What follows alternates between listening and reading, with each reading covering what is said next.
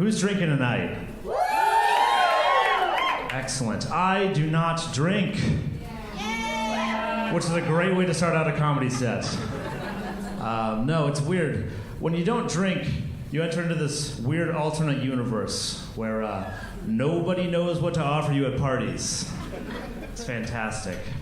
Like if I had taken up every offer I'd ever gotten in my life at parties for glasses of milk, my bones could fucking karate chop through the moon. It would just be fucked up on calcium. Let's see, one substance down. Round of applause if you vape. Okay. Thank you. Now, round of applause if you vape and felt weird clapping the first time. All right, there we go, a few of you. I also do not vape. Apparently I'm some kind of Puritan. I don't vape, not from like a health standpoint or like a religious thing or anything. It's more for like technological reasons. Because when robots take over the world, which should be like any day now, which group of people do you think they're going to enslave first? I bet it's going to be the people who practice sucking robot dicks 100 times a day. They have needs too, you know? And I say that, of course, with a giant robot dick in my face right now. Anyways, y'all are fun. Social consciousness is pretty important, I think. It's kind of how I try and live my life.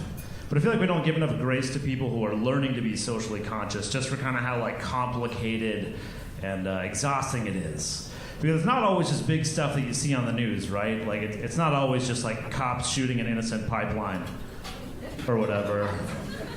I don't know. And for me, it's a lot of, like, little stuff in real life, too. Like, for example, I'll be at the coffee shop, and I'll order a latte. And when the barista asks, what kind of milk would you like?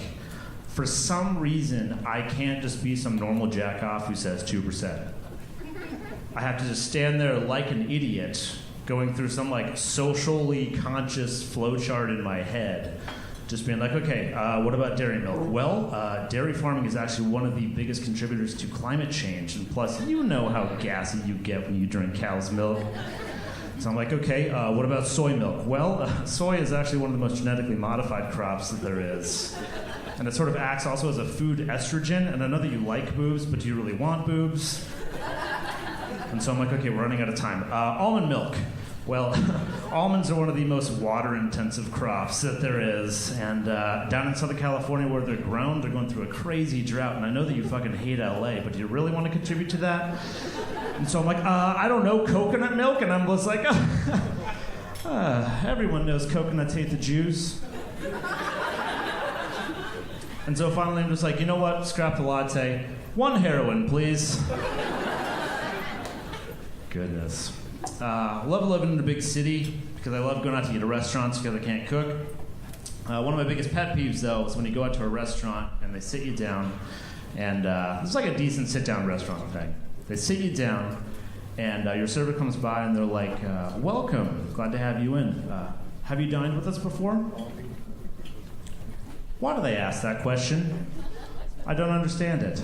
It always is followed up by some quip about how they like do things differently there. It has something to do with like serving sizes or how you order. They'll be like, oh, welcome in. Have you dined with us before? No? Well, here at Chowder and Hiking Boot, we do things a little differently. Welcome in. Have you dined with us before? No? Here at Fight Alive Gorilla for your meal, we do things a little differently. Welcome in. Have you dined with us before? No? Here at Cook Your Own Fucking Food, we do things a little differently. Big news recently. I overcame a huge fear of mine, went to the chiropractor for the first time. Thank you. That's the reaction that bravery deserves. Yeah, I feel like it's a very reasonable fear to have going to the chiropractor, because like we've all seen spy movies, right? We all know that this is kind of the quickest and easiest way to kill somebody in silence. And I didn't go to the chiropractor because I needed to. I went because it was free. That's the type of person I am. There she is. She's clipping coupons at her table.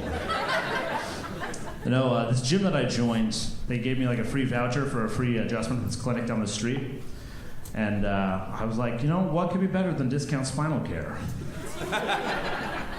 And so I go into this clinic, and I am freaking out. But luckily, the doctor in there, he's a really nice guy. He's very calm, very kind, just like a very trustworthy guy during a vulnerable experience. And so he shows me around, and he takes me into this room, and he gives me an X-ray, and just, you know, see everything that's fucked up on the inside. Like my back, not like the emotional stuff. That's another doctor. And so then finally comes time for the adjustment. Now I'm freaking out, but luckily he's a nice guy, so he's like laying me down. He's got me on this bench. My head is in his hands. He's just soft-spoken. He's like, all right, Garth, I want you to just take a deep breath in, a deep exhale, relax, and we'll go on 3. And so I'm just like, okay.